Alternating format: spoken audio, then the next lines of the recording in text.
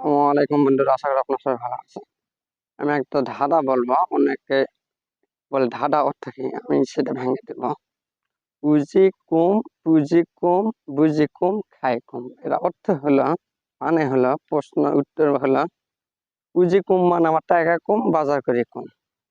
আমি বুঝি কম, খাই কম, এবং বুঝি বুঝি কম, পুঁজি কম, বুঝি কম, খাই কম।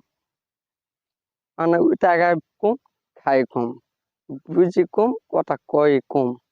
তাকে বলা হয় উজি কম, পুঁজি কম, বুঝি কম, খাই কম। এরা হলো অর্থ।